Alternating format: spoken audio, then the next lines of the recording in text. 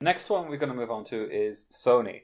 And this was the one that I was most excited about, and it was the one that I was most disappointed by. Yeah, I'm hearing a lot of the same thoughts across the internet. So a little bit of backstory for this one, and I'll keep it very brief.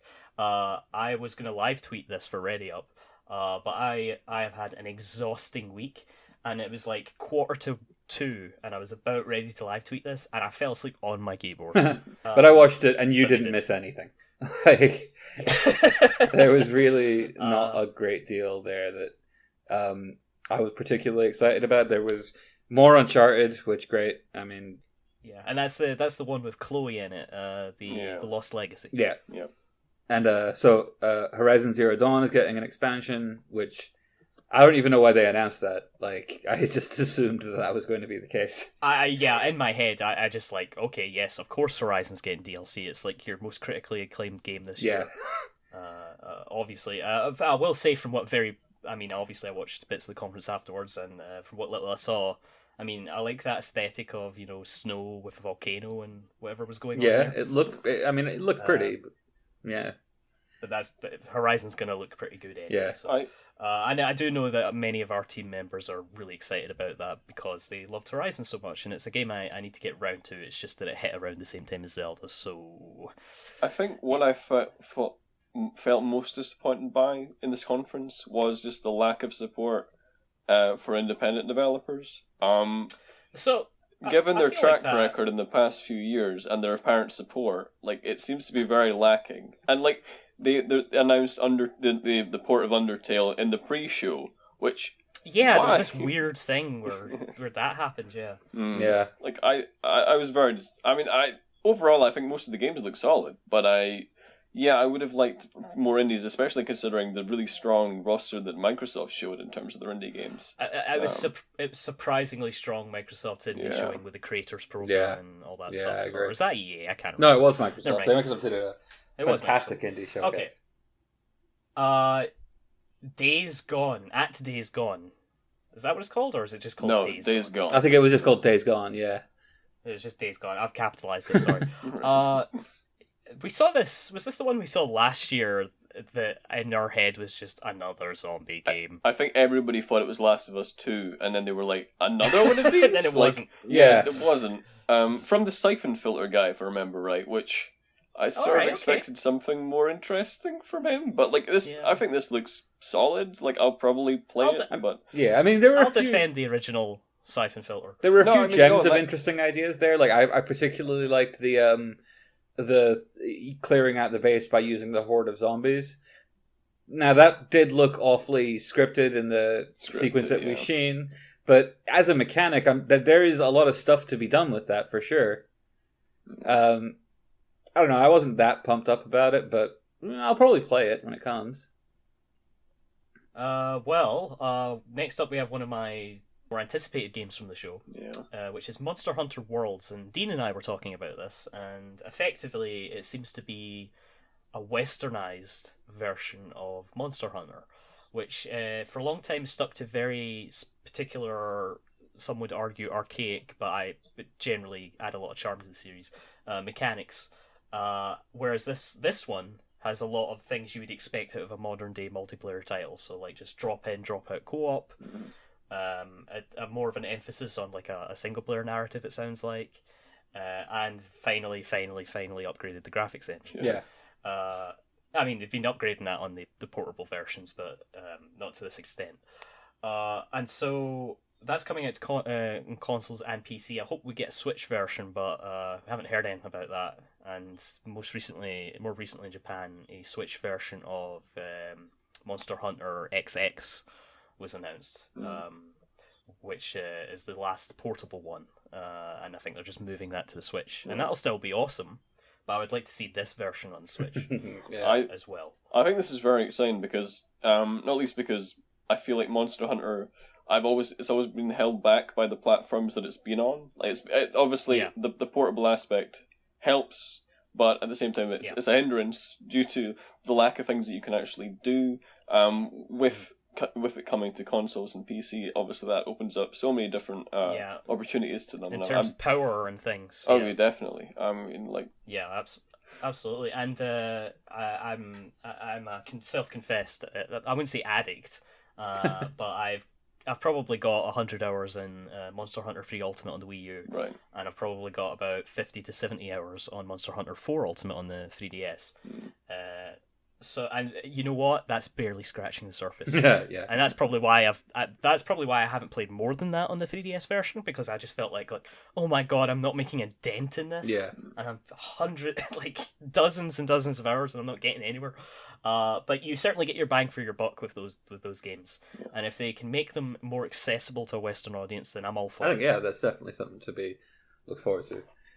Yeah. The next thing I'm looking forward to myself is I was super happy to see Shadow of the Colossus is getting remade. Oh yeah, such a cool surprise.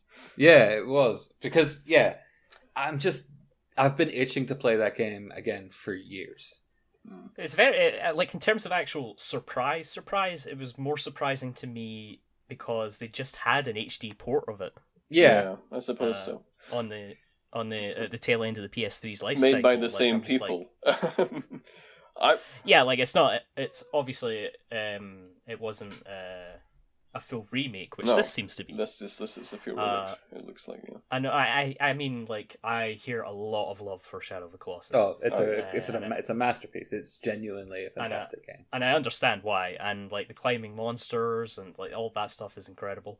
I'm hearing people hoping that the controls are improved for the remake. That's my big thing. Bluepoint are fantastic developers. I'm so glad that they're finally getting something that's this looks like it's not truly theirs, but it's going to have they're going to have a massive imprint on it, because what they did to the Uncharted games was fantastic. It wasn't just a remaster. Those games play so much better than they ever did before. Obviously, they did the port. I was gonna say exactly the same thing. I've heard people I'm a big defender of Uncharted 1, despite how clunky it is. Right. It's super clunky now. Mm-hmm. But I really like its story, because it's all about it's a more classical Indiana Jones story with Nazis and stuff. Yeah. But it is so hard to for a lot of people to go back to. But I hear great things about what Bluepoint did with that. So. It's the optimal way to play those games, and it's not an obtrusive remaster either. They're not, messing around with things that you'd want to remain. It's not there. reimagining. Yeah. It's just an improvement in every way you could imagine, really, which is what these remasters should be. So on the topic of Nazis, by the way, it's a good segue. Not a segue you get to make very often. Call of Duty World War II.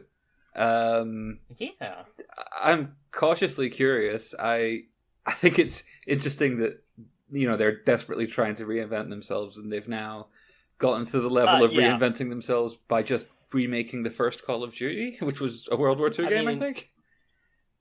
So the lineage of Call of Duty is hilarious. If you go far enough back, the developers famed for making Modern Warfare were originally a studio who made Medal of Honor Allied Assault, which for many years, until the first Call of Duty, was considered the definitive World War II FPS. It had that Omaha Beach version that was just I remember putting version. hours into Allied Assault, actually. Yeah.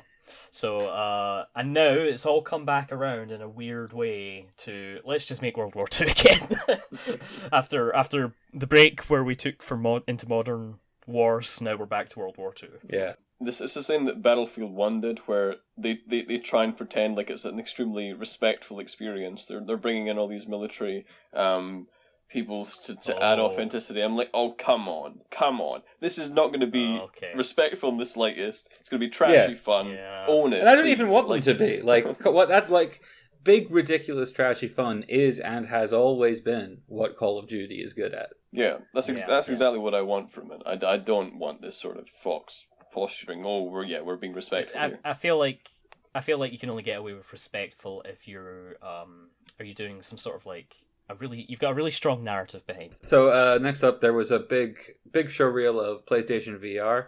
I almost felt like this is what Sony was trying to promote the most out of this whole show, and that was really frustrating because by and large, I know I praise Transference in the Ubisoft section, but by and large, I don't really care that much about VR.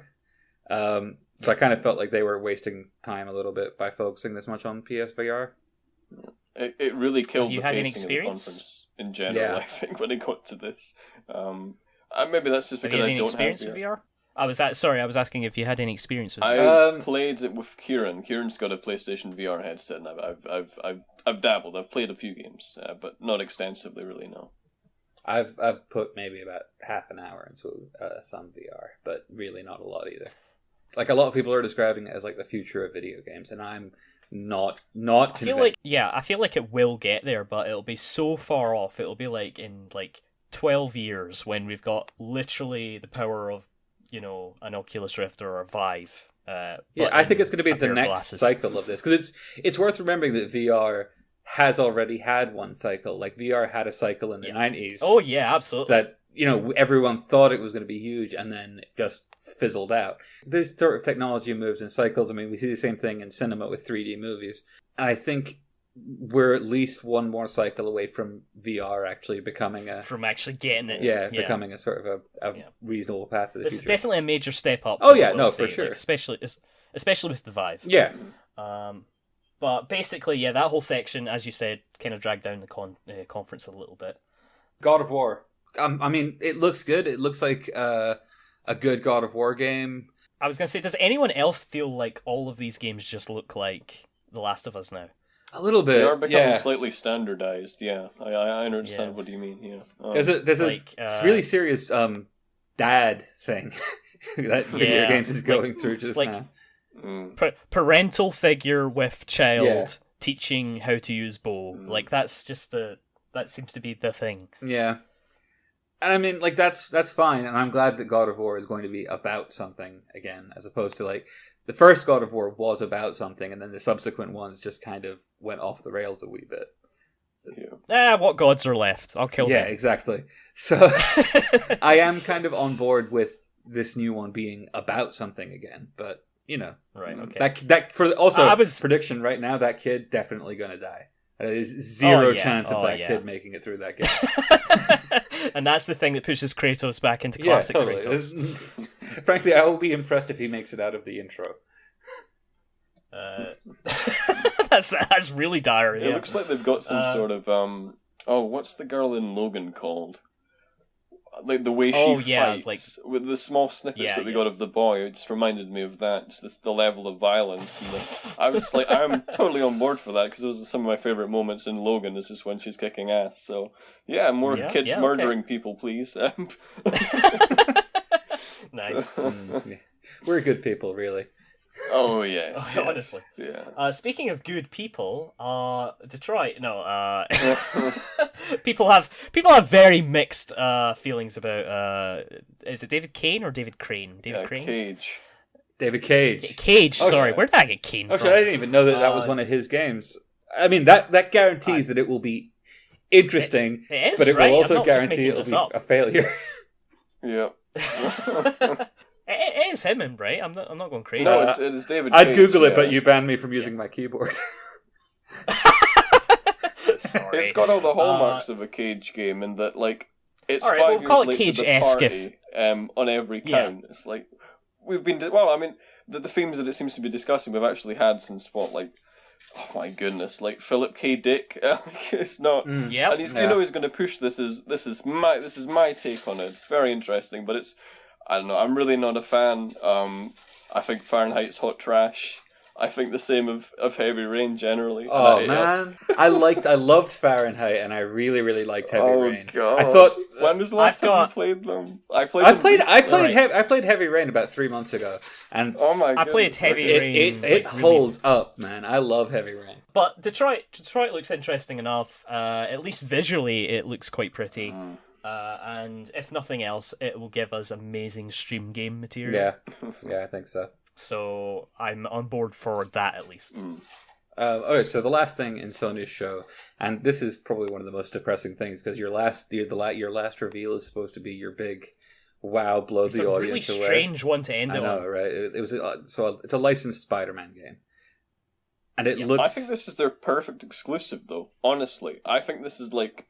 Because it's an open world, it's high budget, it looks great, it looks extremely accessible.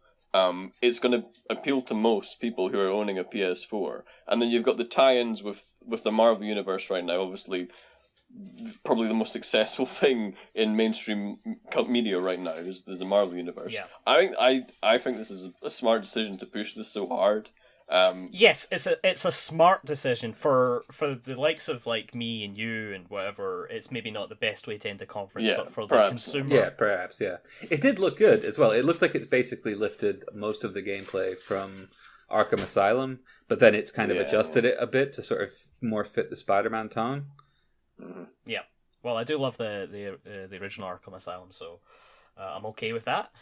Yeah, there's just a hilarious graphic. Like, if you follow the timeline going back for Spider-Man here and this IP, it's just ridiculous because there are layers of connections here that are completely nuts. The biggest one being, of course, that the PS3 originally used the Spider-Man font. Mm-hmm. Yes. Right. As I its always logo. forget that. Yeah, this is the Spider-Man font. Yeah, so now that we're at the point where, like, you know, you're ending a Sony press conference with a Spider-Man game now. Now, admittedly, it is Insomniac, so they'll probably do... It is Insomniac, It right? is, I'm yeah. crazy. Not sure. Yeah, I think they'll do an excellent job. Yeah, I mean... it might not be, like, 10 out of 10 material, but I think it'll be 8+, you know. I've heard people say, like, a solid... oh, finally I'll we're be getting honest, a I'm good a Spider-Man fan, game. so I'm definitely going to play this game. You are on board already. Yeah, I was sort of sold as soon as it came out, and the gameplay, like I said, looked solid. It looked like the QTEs actually reminded me a bit of like Bayonetta and that genre. So Arkham Asylum combined with that sort of thing, I'm okay. Yeah. I'm on board with that. And they're good at open worlds, depending how open this is. But yeah, they've done that before, so good people to have for that. Yep.